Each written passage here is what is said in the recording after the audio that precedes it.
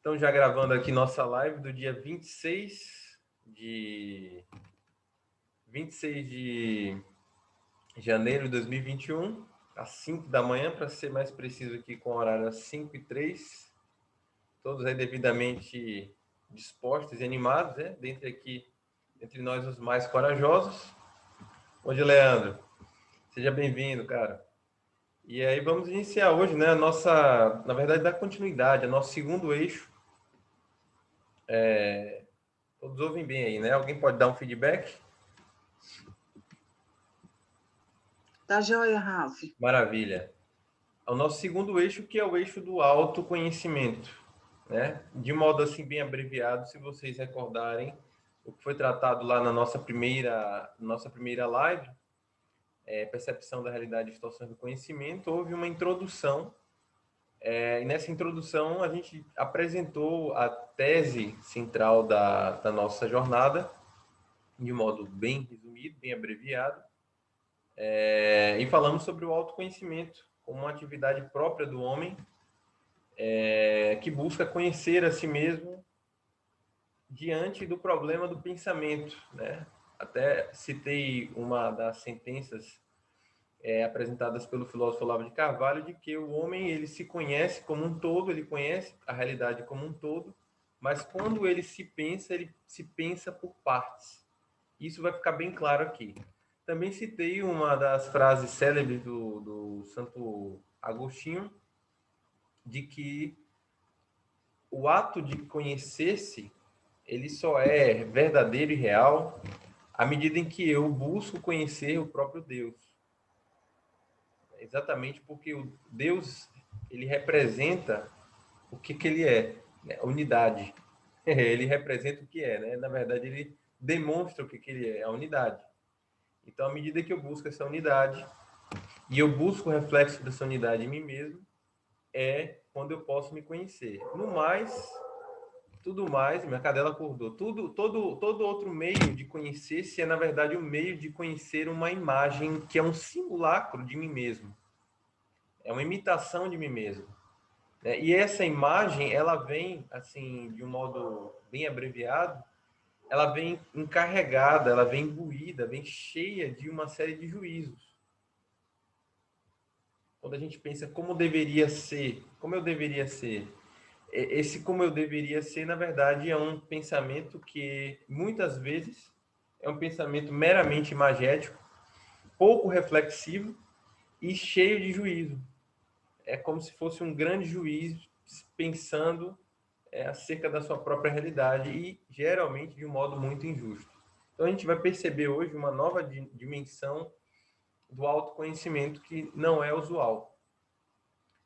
Pois bem, o primeiro ponto aqui a considerar é o seguinte: a psique humana, a nossa alma, ela se alimenta da verdade. Isso é um fato, tá?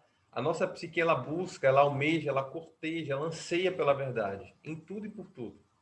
É sempre que nós julgamos, sempre que nós avaliamos algo, sempre que nós supomos algo, hipotetizamos, fazemos algo com o nosso pensamento, em geral, nós estamos buscando a verdade.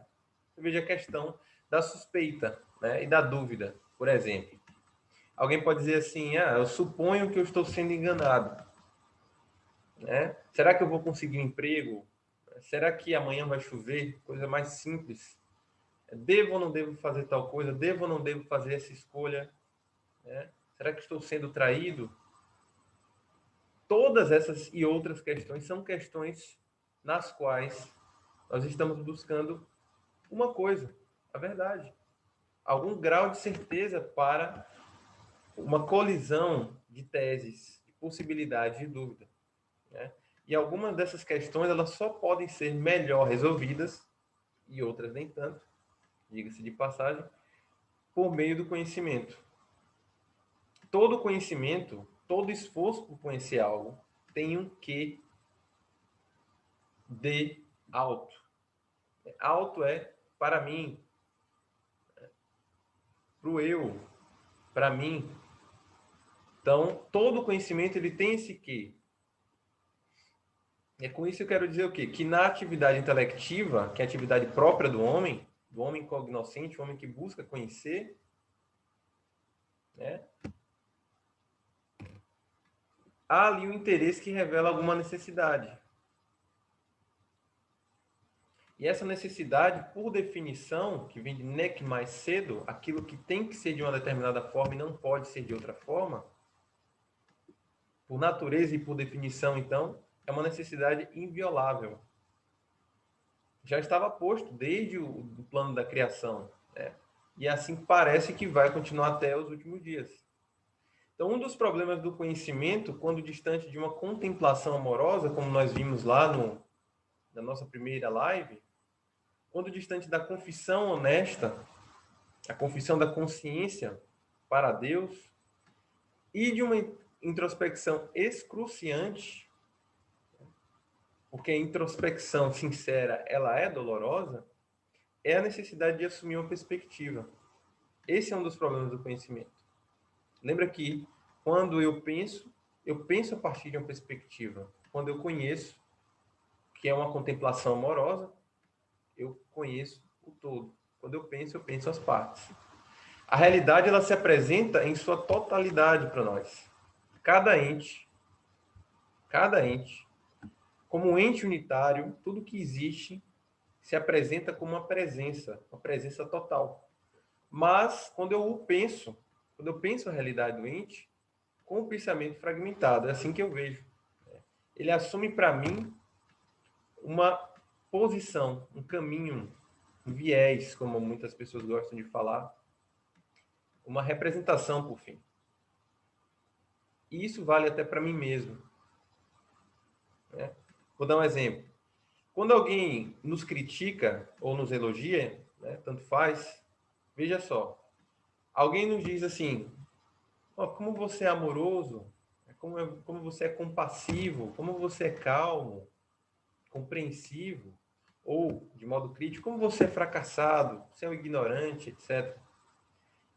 Muitas vezes, nada do que dizem, para o bem ou para o mal, que também não importa, é crítico ou elogio, nada do que dizem parece fazer sentido para nós ou em nós, né?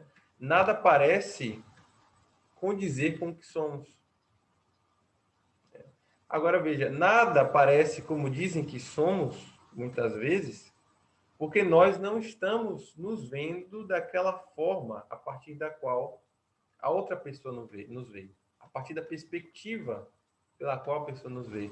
Ou porque a nossa atenção, nosso foco de atenção, a atenção que é o veículo da consciência, ela está afetada por algum estado emocional que desloca a percepção da realidade para outra coisa. Mas pode acontecer, que é bem usual, que nós sejamos um pouquinho daquilo ali que estão afirmando que nós somos, que veem que nós somos, mas também outras coisas. Por que isso? Um exemplo básico. Alguém olha para você e diz, nossa, como você é calma. Num momento em que você está nervosa e aflita com um problema para resolver.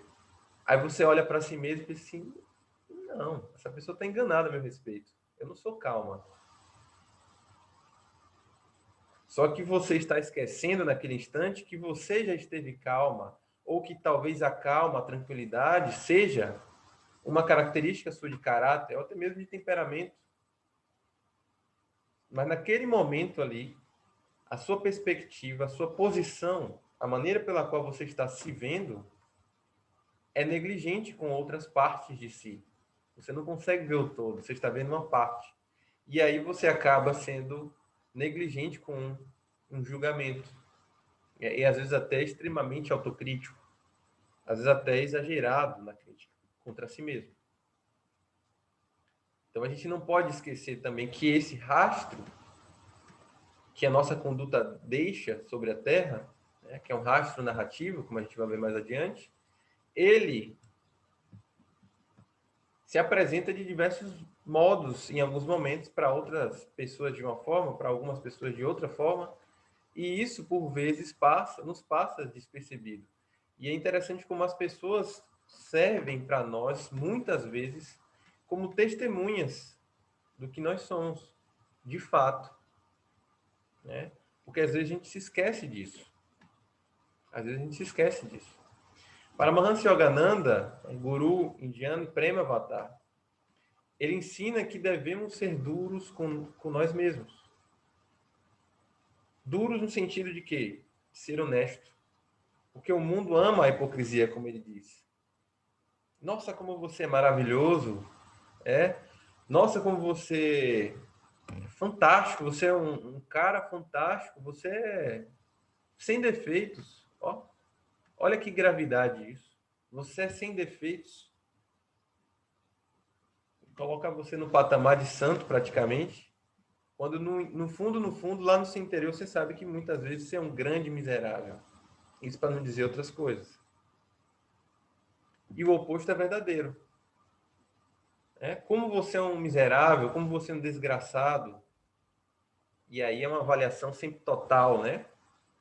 A crítica, assim, de alguém que realmente é incisivo com a crítica, quase sempre é uma crítica que visa te abarcar como um todo. Você é um desgraçado, um miserável, um pobretão, quando no fundo, você não é aquilo ali. Pelo menos não totalmente.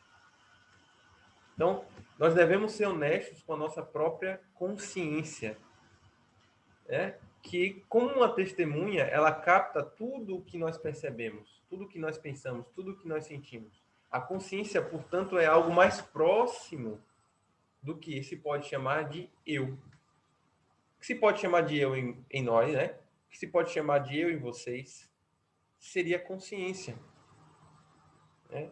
E a consciência eu geralmente defino como um testemunha do percebido. A consciência, ela testemunha o que você percebe, o que você faz, o que você sente. Só que ela também, para além desse caráter passivo, ela tem um caráter ativo. Ela lança luz, ela visa lançar luz às trevas que só o conhecimento, só a percepção e só a realização podem aplacar. Então a consciência, de algum modo, ela também está perdida. De algum modo. E ela tenta, digamos assim, diminuir essa sua confusão. Ela tenta aplacar essa sua confusão, essa sua perturbação, buscando uma solução. Né? E o conhecimento ele entra exatamente aí nesse ponto. A consciência ela tem assim uma só testemunha, que é onisciente. Veja, é onisciente. Não há como esconder nada dessa testemunha. Deus. Diante de Deus não tem como esconder nada. Veja aqui, por que isso é importante? Lembra que eu falei da imagem que se cria, né? Sobre si mesmo lá atrás. E essa imagem é muitas vezes confundida como o elemento pelo qual você está estabelecendo o seu autoconhecimento. Que não é autoconhecimento coisa nenhuma. Não é. Essa imagem, além dela vir com juízos, obviamente, como eu citei, ela vem recheada de uma cobertura social. Claro, toda ideia ela tem uma influência da sociedade, porque foi veiculada por alguém, teve origem, de algum modo, em alguma relação que você estabeleceu, quando não é uma revelação divina. Mas essa ideia, essa imagem que se cria para se tornar autoconsciente, ou para estabelecer autoconhecimento, muitas vezes é injusta com sua própria realidade. Veja, podem nos chamar de homens e mulheres de sucesso, mas se dentro de nós sabemos que não fizemos o bastante, sabemos que trapaceamos, que traímos, que nós mentimos, que nós matamos, que nós roubamos, que corrompemos para criar uma imagem de êxito para a sociedade, é claro, né? Porque a consciência, ela sabe. Então, nós sabemos que não somos aquilo que nos dizem que somos. Não somos. Agora, o oposto também é verdadeiro. E é isso que importa. E é isso que importa. Especialmente para os que vivem em cidade pequena. O passatempo da cidade pequena é a fofoca. A força, a influência social na cidade pequena muitas vezes é maior. Porque sempre formam-se os nichos, os grupelhos, exceto se você tiver força interior suficiente para viver prioritariamente numa solidão que é preenchida por livros, por alta cultura e pela relação com Deus. Agora, o oposto é verdadeiro como? Podem nos chamar de loucos, podem nos chamar de miseráveis, de desvalidos, de qualquer coisa. Não importa. Mas se dentro de nós, lá na consciência, nós não nos rendermos, exceto para o próprio Deus, então nós não somos o que dizem que somos. Não somos. Né? Ao menos não somos tanto quanto dizem. Não somos tão miseráveis, né? Tão desvalidos e assim vai. Foi muito bem. O que é importante então aqui? Vejam. Nós nascemos num corpo que tem como unidade básica a célula. Veja como existe uma inteligência fantástica. A unidade básica do corpo é a célula. Essas células, elas se organizam, se estruturam e formam tecidos. Os tecidos se organizam, se estruturam e formam órgãos. Os órgãos se estruturam e começam a interagir entre si a partir de similitudes funcionais, vamos chamar assim, e formam sistemas. Nós temos aí mais ou menos 14 sistemas no corpo humano. E esse conjunto todo forma um organismo. Né? Só que veja que o corpo humano é o que nos põe na realidade, como matéria. Mas quando nós falamos dele,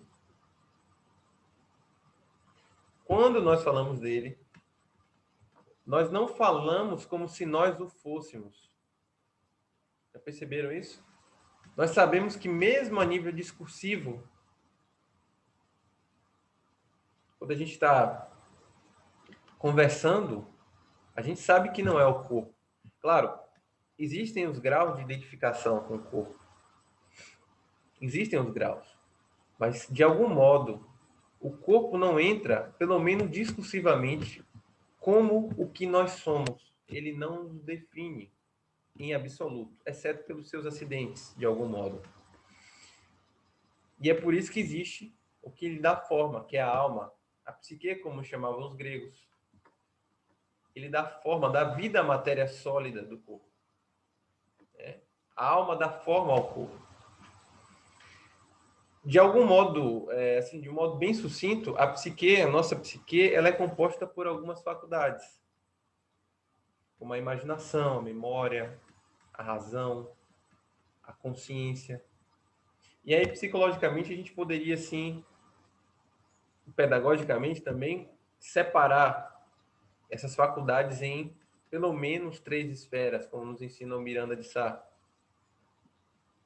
Uma esfera cognitiva, que vem de cognatus, que é a esfera da aprendizagem, e ali estão inclusos um monte de processos, desde os mais básicos da sensação até processos mais elevados, como pensamento verbal, a linguagem, etc. Temos a dimensão afetiva, na qual se incluem as emoções primárias e secundárias, algum elemento do temperamento humano. É a dimensão que nos permite dar o colorido especial à vida. Né? E temos a dimensão mais próxima da ação concreta, que seria a dimensão volitiva, ou também chamada de conativa, que é a dimensão da vontade. E ali estão os desejos, os apetites superiores e inferiores, tudo muito mais próximo àquilo que chamamos de ação. Né? É a esfera da vontade que eu conduzo aquilo que eu pondero na minha razão, ou que foi impulsionado pelos instintos para que se concretize como ação. Então, a faculdade que nos conduz, e é importante destacar isso, que nos conduz aos anseios superiores, assim, os anseios da alma, né? É a inteligência. O homem é dotado de inteligência. A inteligência vem de intus, para dentro, mas legere, que significa ler, recolher ou escolher. A inteligência é a capacidade de apreensão da verdade, de verdade nas coisas, da verdade nas coisas. Né? Não é apenas, como dizem os psicólogos assim mais modernos, contemporâneos, a inteligência é a capacidade de resolver problemas. Não, meu filho. Claro que você pode quantificar isso. Você pode até verificar níveis de solução de problema em animais, em espécies animais que não têm essa capacidade que nós temos, primatas, etc. Como eles resolvem problemas. Não é isso que nos distingue como humanos, mas a capacidade de apreensão da verdade, de reflexão sobre as coisas. Eu posso, por exemplo, refletir acerca da minha própria realidade enquanto falo com vocês e vocês refletirem acerca da própria realidade de vocês enquanto me ouvem. Agora, pergunte se um cavalo faz isso. Pergunte se um cachorro faz isso. Se um macaco faz isso. Não. Aí alguns até falam, por isso que ele não tem tanto problema. Pode ser. Pode ser. Mas eles não fazem isso. Eles não fazem isso. Então, a verdade é que o homem apreende, e aí vem um pequeno detalhe, ele quer comunicar. É porque ele vive em sociedade. Ele é aquilo que Aristóteles chamava de zoon politikon, do grego, é o ser de vida política, o ser de vida social. Bom, sobretudo, embora o homem nasça com essa complexa estrutura biológica, com uma alma que lhe dá forma, e também com seus interesses para uma relação com seus semelhantes, o interesse de compartilhar as experiências, e notem aqui que isso é muito importante, a vida humana ela é a única dentre as espécies animais que transita sobre a Terra sem um sentido pré-definido. A única. O Viktor Frankl explica bem isso. Né? Ele diz que nós, diferente de outros animais da mesma espécie, não chegamos com sentido, com um propósito, com um caminho definido. E aí é onde entra a escolha, a circunstância que nos compõe. A escolha que é, obviamente, circunscrita por progressivos graus de liberdade e pelas circunstâncias também que nos integram, ela passa a ser, a escolha, o único meio pelo qual, o único, tá? A escolha responsável, é o único meio pelo qual nós podemos construir a nossa vida, a vida propriamente humana. Tem noção do que é isso? Então, nós chegamos sem um manual, né? A genética, os instintos nos dizem assim apenas o básico, e ainda temos que construir ou perceber, muitas vezes, um sentido. E em tudo isso, para que nossa vida realmente ganhe um propósito, a gente ainda precisa agir escolhendo, porque a escolha, a seleção, é o único meio pelo qual eu posso tornar minha vida mais humana. É muito instável, e essa instabilidade é o que faz a condição humana única, peculiar. Não é apenas desastre, não é apenas tragédia, confusão, imprevisibilidade, mas essa beleza que está por detrás dessas pequenas nuances. Agora vejam, como se estabelece a relação dessa consciência que eu venho falando, do eu, com a matéria densa? Ora, o enlace da consciência na matéria, ele ocorre por meio da narrativa. A notícia que nós temos da mente humana, né, como nós vimos lá na live passada, né, a consciência de mim mais a personificação das experiências do mundo, isso é a mente, né, para a Miriam Joseph, a notícia dessa mente, tão subjetiva, ela se estabelece na realidade, a realidade social, a realidade do mundo, enfim. É uma notícia histórica, portanto. Por que é uma notícia histórica? Porque tudo que se conhece, tudo, de modo imediato, e não imediato, não instantâneo, portanto, sai do presente e vai ao princípio. Isso é um dos princípios da aprendizagem que eu descobri. Tudo que se conhece. Você veja, você conheceu uma pessoa nova, aí você pergunta assim, qual é o seu nome? O que é isso? Você sai da condição atual e vai para algo que se reporta ao princípio dessa pessoa, ao princípio da narrativa dessa pessoa sobre a Terra, o nome. Quantos anos você tem? Novamente, você sai e volta à história. Onde você mora? Quem são seus pais? Isso vale para as coisas também. Vale para as coisas também. O título de um livro remonta ao quê? Sua história. O conteúdo de um livro remonta o quê? Sua história. E a história é narrativa. Retórica e imaginação. Então, tudo que se conhece de modo imediato vai do presente ao princípio. Veja que o Dr. Ítalo Marcilli, famoso psiquiatra brasileiro de sucesso, ele comenta que a substância da vida é narrativa. E aí vejam que curioso. Embora não haja um sentido pré-definido para cada um de nós, da espécie humana,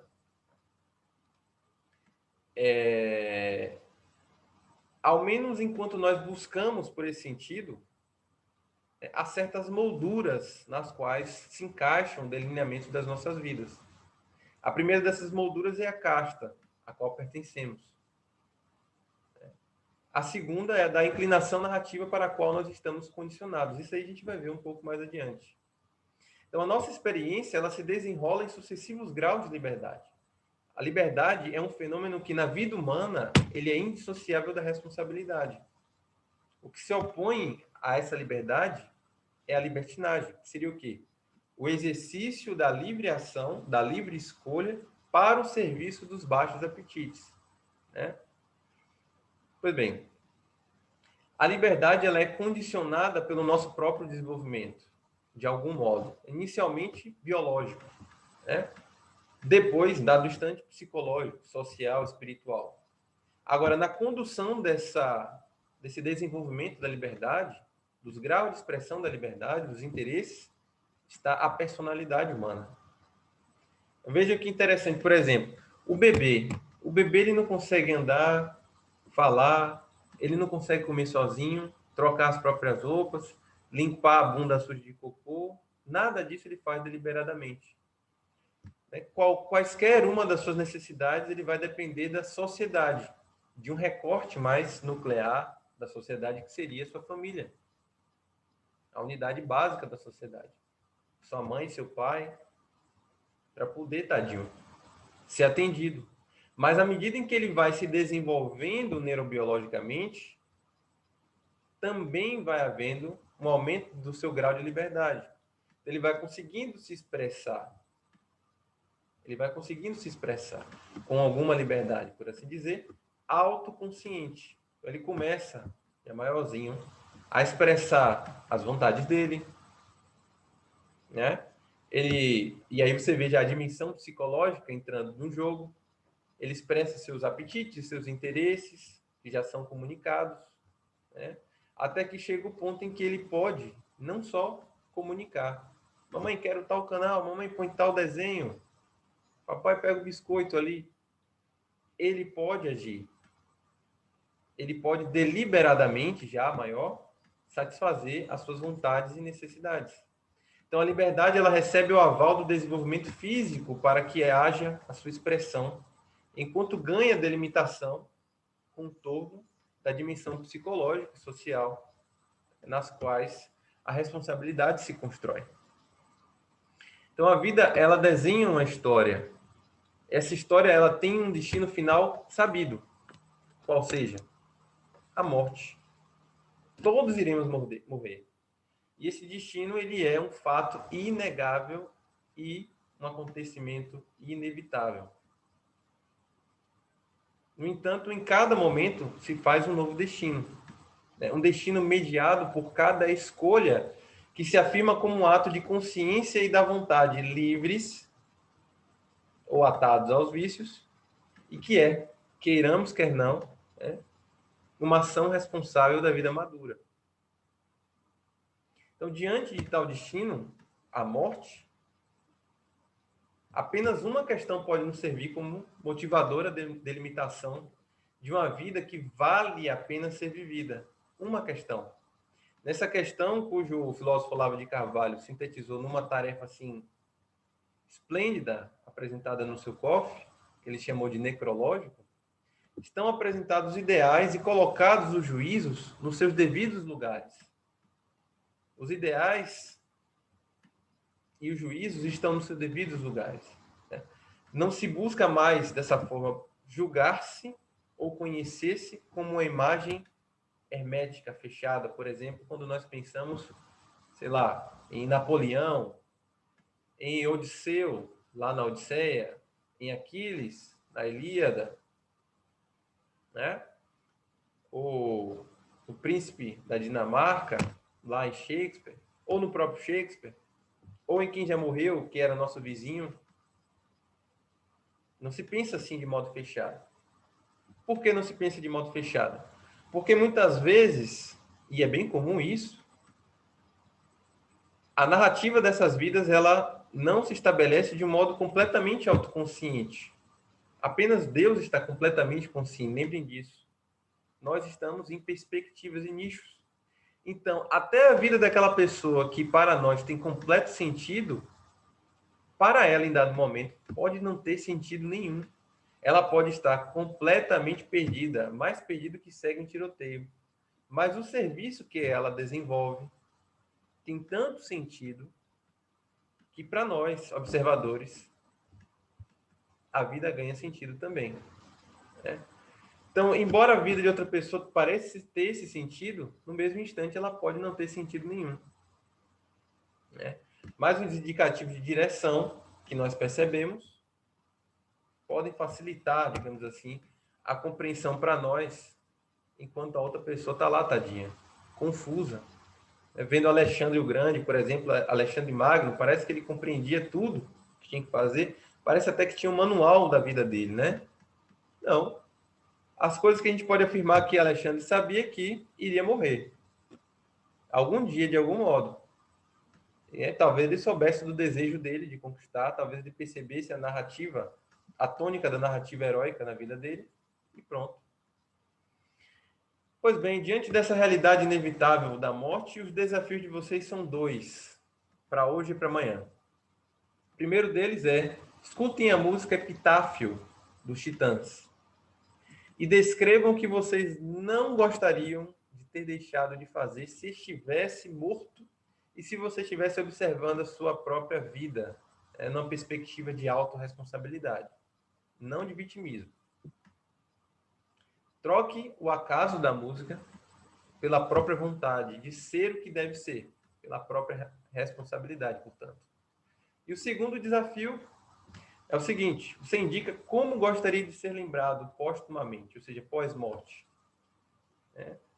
E aí, para ajudar, você pode fazer o seguinte: você pensa que morreu, né? E aí no seu velório um amigo que te conheceu muitíssimo é indagado por um estranho, que pergunta assim: quem é ele?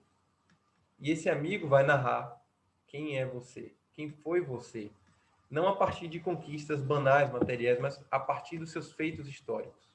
Esse é o necrológico, que vai permitir criar um roteiro, vamos dizer assim, narrativo para si, realmente justo. que tem o seu juízo na finitude da vida, na realidade da vida. Então é isso, meus caros. Encerramos por aqui hoje e nos vemos amanhã à noite, tá bom? Com as perguntas que vocês tiverem, é claro, acerca do assunto, as considerações de vocês sobre a tarefa, tá bom?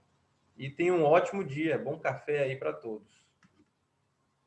Bom dia. Massa, Ralph. Amei. Maravilha. Tchau, tchau.